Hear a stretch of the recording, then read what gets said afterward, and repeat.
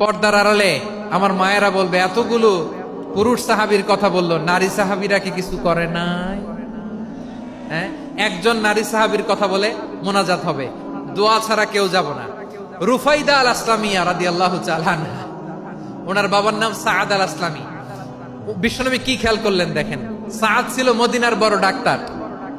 এই নারী সাহাবী রুফাইদা বাবার কাছ থেকে চিকিৎসা বিদ্যা শিখেছেন।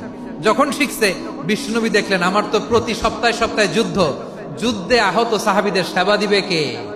বিশ্বনবী রুফাইদাকে বললেন, রুফাইদা তুমি মসজিদে নববীর পাশে একটা মেডিকেল ক্যাম্প করো। এই যে সাকিনা আদ্দিন মেডিকেলের আমার ছাত্রী বন্ধুরা, শুনে রাখো, তোমাদের আইকন হচ্ছে এই রুফাইদা আল আসলামিয়া।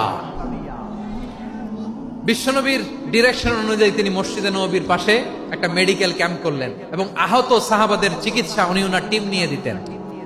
বিশ্বনবীর পরামর্শে উনি আনসারি এবং মুহাজির মহিলা সাহাবীদেরকে নিয়ে একটা স্পেশাল মেডিকেল টিম গঠন করলেন। খায়বার যুদ্ধে 7ম হিজরিতে যখন বিশ্বনবী যায়, উনি ওনার টিম নিয়ে আসলেন, বললেন, ইয়া রাসূলুল্লাহ, আমরা তো তলোয়ার চালাতে পারি না, আমরা তো তীর মারতে পারি না, আপনি যদি অনুমতি দেন খায়বার অভিযানে আমি আমার টিম নিয়ে মেডিকেল টিমের সেবাটা সার্ভিসটা দিতে চাই। পড়েন সুবহানাল্লাহ। বিশ্বনবী অনুমতি দিলেন, যোদ্ধা সাহাবীদের সাথে রুফাইদা আল আসলামিয়া উনিও মেডিকেল টিম নিয়ে অগ্রসর হলেন।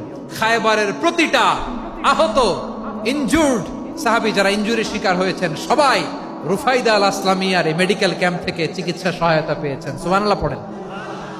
দেখেন কিভাবে বিশ্বনবী ট্যালেন্ট বাছাই করতেন, আপনি অবাক হবেন।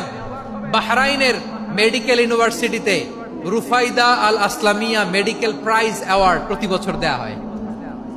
যদি 8 দিনের এই মেডিকেল, আমার বোনেরা যদি জেনে থাকো জানো, না হলে নতুন করে জানো, সার্চ দিও, রুফাইদা আল আসলামিয়া মেডিকেল অ্যাওয়ার্ড বাহরাইনের ইউনিভার্সিটিতে দেয়া হয়। প্রিয় ভাইয়েরা, তাহলে আলোচনার সামারি আমরা করি। বিশ্বনবী যার যেখানে ট্যালেন্ট তাকে ওইখানে কাজে লাগাতেন। আওয়াজ করে বলেন ঠিক কিনা?